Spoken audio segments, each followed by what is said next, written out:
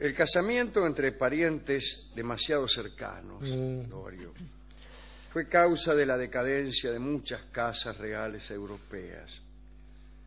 A decir verdad, el número de personas pertenecientes a la alta nobleza fue siempre más bien reducido. Y a la vuelta de los casamientos y de las confluencias sanguíneas, casi todos eran parientes entre sí. De esta suerte, era una ardua cuestión para cualquier príncipe dar con una esposa adecuada que no fuera, digamos, su tía. Bueno, mi tía está comprometida. El caso es que esta estrechez de los horizontes conyugales fue degradando las estirpes y alcanzó a dotar a las naciones de algunos reyes de histórica estupidez. Carlos VI de Francia fue, por cierto, el resultado de muchas generaciones de nobles que no salían de su casa. En verdad, no era idiota, sino loco, aunque supo beneficiar a su patria con una total falta de interés por los asuntos públicos. Por desgracia, ese interés fue asumido con el mayor entusiasmo por su mujer, Isabel de Baviera, quien no era ni loca ni estúpida, aunque sí perversa. Bueno. A finales del siglo XIV, el pobre Carlos había dado ya suficientes muestras de demencia como para ser alejado del poder. Estando con su ejército en Le Mans, oyó caer la espada de uno de sus caballeros y tuvo un ataque de furia de tal naturaleza que durante una hora estuvo tirando estocadas a lo más selecto de sus tropas. Mató a 4, hirió a una docena hasta que por fin se le rompió el sable. Solía tener crisis terribles durante las cuales no sabía quién era. Muchas veces pretendía ser soltero y llamarse Jorge. Un placer. Recorría los pasillos bailando en forma grotesca o llamaba a los guardias asegurando que lo perseguían para matarlo. Durante algunos meses prohibió a los cortesanos que se le acercaran. Creía ser de cristal y tenía miedo de que lo rompieran. Se recubría de frazadas y se movía con extrema lentitud. Bueno, no estaba tan loco. No. Isabel de Baviera resolvió dejarlo solo y se fue con uno de sus amantes, el duque de Turena, hermano del rey, al castillo de Barbette. Carlos VI se quedó solo en la cerrazón de su locura. Nadie lo atendía. Yacía en medio de sus propias heces, lleno de piojos, las uñas largas, vestido con harapos que no se cambiaba nunca. Pero a Isabel no le bastaba con alejarlo del poder. Deseaba matarlo para que accediera al trono su cuñado y amante. Y como resultaba riesgoso hacerlo en forma directa, concibió la idea de hacer que se consumiera de lujuria. Para ello, le envió a una joven muy aparente, Odette de Champdivers. Pero la niña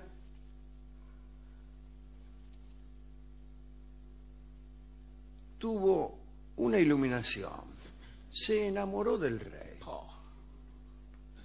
Y además de complacerlo en la cama, lo limpió, lo atendió y lo cuidó amorosamente. Odette conocía un juego que los mercaderes habían traído hacía muy poco de Oriente. Eran unos cartones pintados con figuras y números. Los árabes llamaban a este juego Naive.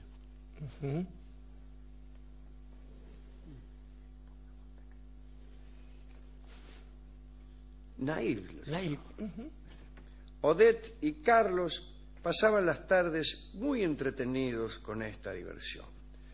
El rey encargó al pintor Gringonier que le hiciera 3 juegos.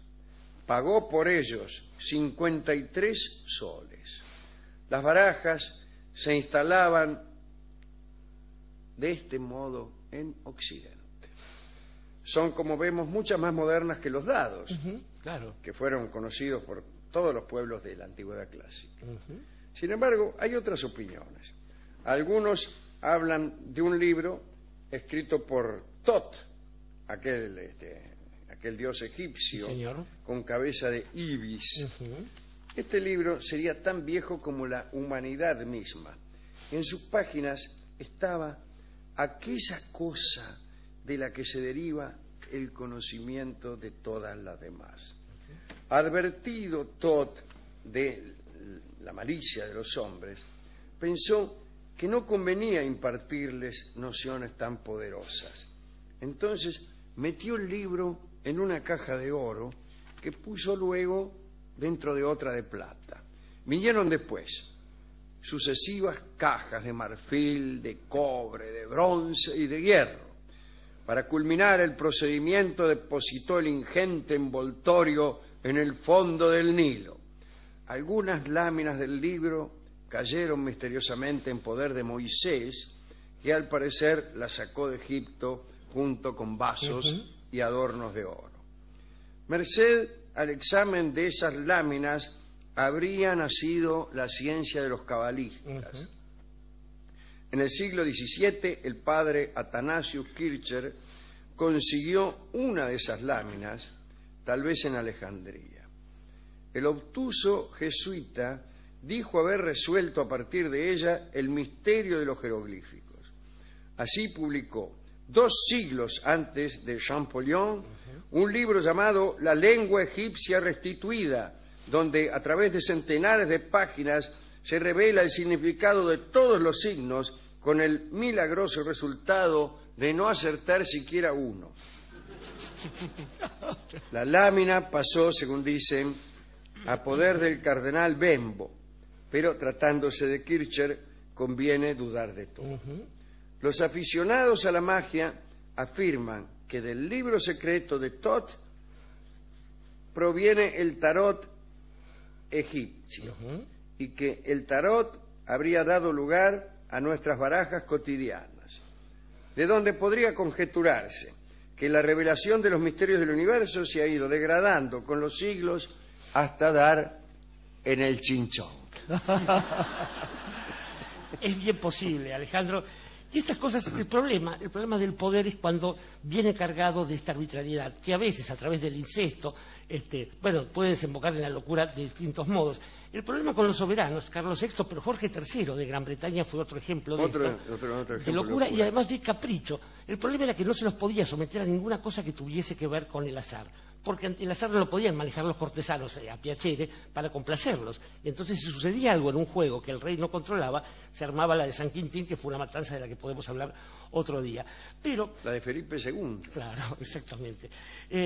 Digamos que también esto ha pasado con gente un poco Felipe II construyó el Escorial, sí, justamente para festejar la matanza de San Quintín.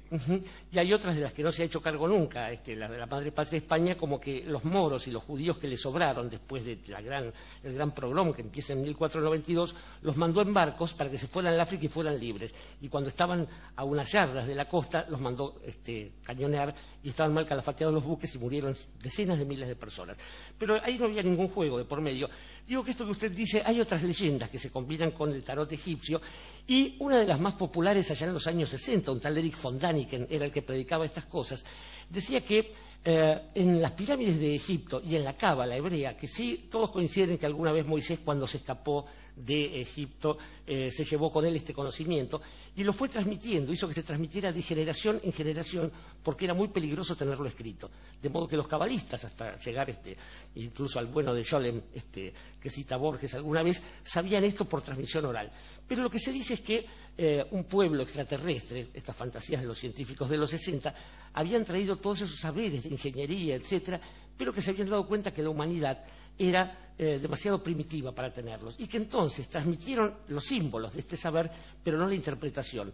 Y tenía que ser esto dejado en manos de un pueblo que no tuviese escritura. De modo que buscaron un pueblo que fuese habilidoso para el comercio, pero no para interpretar la ciencia. Lo sacaron de Egipto, y de ahí es que se los llama a egiptanos, o sea, gitanos. A los gitanos se les dio, a través de este instrumento, las cartas, la posibilidad de predecir un poquitito el futuro, pero no el futuro de la humanidad. ¿Sabe usted que los griegos escribían la música y sin embargo esa música no pudo ser recobrada. Y la única música de la antigüedad clásica que tenemos es la música de un pueblo que no escribía pero recordaba, que es la del pueblo hebreo.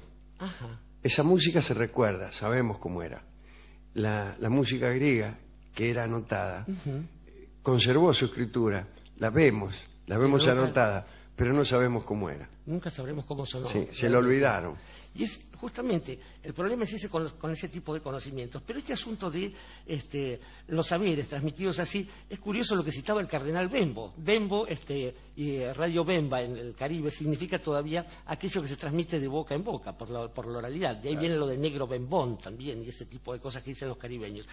Pero en cuanto a estos saberes, Alejandro, hay quien dijo también que algunos de los muchos ejércitos que arrasaron Jerusalén y el pueblo de Israel, que de todos modos era un saber que no le iba a servir, porque cada pueblo tenía que construir su propio saber. De poco les valdría a los hebreos el saber de los egipcios y a cualquier pueblo enemigo de los hebreos el saber de los hebreos. Algo así como que cada pueblo tiene que ir a buscar su saber de manos de la divinidad en la que crea o del saber en la que crea. Esto seguramente debe haber sido recogido por algún paisano que, enfrentado a la necesidad de saber quién era bárbaro y quién era civilizado, decidió elegir por su verdadero rumbo, sabiendo que acá no hay un monte Sinaí donde ir a buscar estas cosas y que lo que hace falta para un buen saber de aquí, de la patria, es ir a buscar ese saber a un monte criollo. Y monte criollo se llama este tango, que habla de unas barajas que no son ni el libro de Tot, ni el tarot, ni las barajas del chinchón, sino las barajas con que se juega al monte. Es un lindo tango, pero lo voy a cantar yo. Monte criollo para todos ustedes. El casamiento entre parientes demasiado cercanos, Lorio, fue causa de la decadencia de muchas casas reales europeas. Al decir verdad, el número de personas pertenecientes a la alta nobleza fue a dotar a las naciones de algunos reyes de histórica estupidez. Carlos VI de Francia fue, por cierto, el resultado de muchas generaciones de nobles que no salían de su casa. En verdad, no era idiota dar con una esposa adecuada que no fuera, digamos, su tía. Bueno, mi tía está comprometida.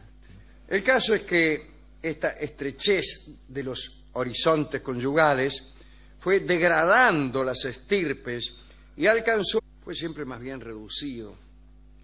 Y a la vuelta de los casamientos y de las confluencias sanguíneas, casi todos eran parientes entre sí. De esta suerte era una ardua cuestión para cualquier príncipe, si no loco, aunque supo beneficiar a su patria con una total falta de interés por los asuntos públicos. Por desgracia, ese interés fue asumido con el mayor entusiasmo por su mujer,